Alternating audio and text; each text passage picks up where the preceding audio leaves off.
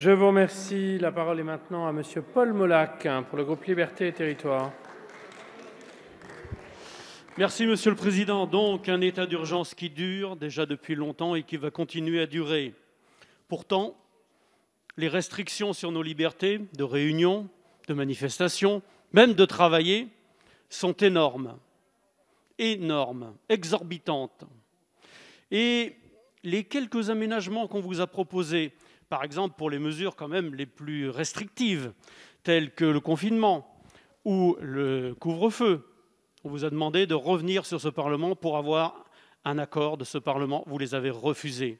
Les quelques éléments qui ont été proposés par M. Chassaoulier et notre collègue Gosselin, vous les avez refusés. Bref, on voit bien que ce Parlement, comme vous dites, c'est vous qui décidez. Non, vous avalisez ce qui vient du pouvoir exécutif. Ce n'est pas tout à fait la même chose. Faute d'avoir un rapport de force nécessaire vis-à-vis du gouvernement, ce que toute majorité doit avoir. Sinon, elle est là pour avaler des couleuvres.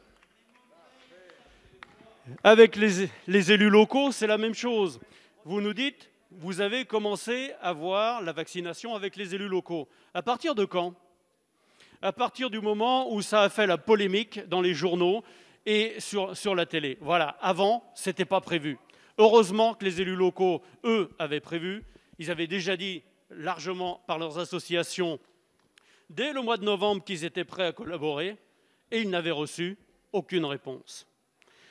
Donc, ces décisions prises avec un conseil scientifique par-dessus le marché, dont on ne sait trop quels sont ses avis, puisqu'il n'y a pas de compte rendu. Alors, une partie de la population, vous avez raison, accepte ces mesures parce qu'elle a peur. Mais une autre partie est en train de se mettre à lutter contre, que ce soit pour les masques, que ce soit pour le confinement. Et ça, évidemment, on voit bien que le mécontentement s'élève et qu'un certain nombre de personnes commencent à dire « ça suffit ». Que finalement, la façon dont vous défendez les Français les ruine économiquement et leur enlève leur liberté. Je vous remercie. Donc nous voterons contre cette prorogation. J'avais compris, je vous remercie. Bien, je vais mettre aux voix. Je vous rappelle qu'il s'agit d'un scrutin public. Pardon? Mais si.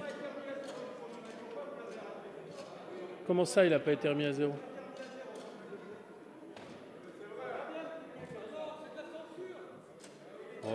Oh. Monsieur Molac, vous aviez fini votre intervention ou pas? J'ai eu un petit problème de chronomètre. Donc, je vous accorde la fin de votre intervention. Je m'en excuse. Je voulais juste terminer pour vous dire, vous avez dit que les Français vous soutenaient. Dans tous les sondages qui sont faits, il y a un tiers des Français qui vous soutiennent. Les autres ne vous font pas confiance pour gérer la pandémie. On reçoit ça sur notre boîte Assemblée nationale, il suffit de regarder. Et c'est constant. C'est constant. Donc, il est peut-être temps de changer de méthode.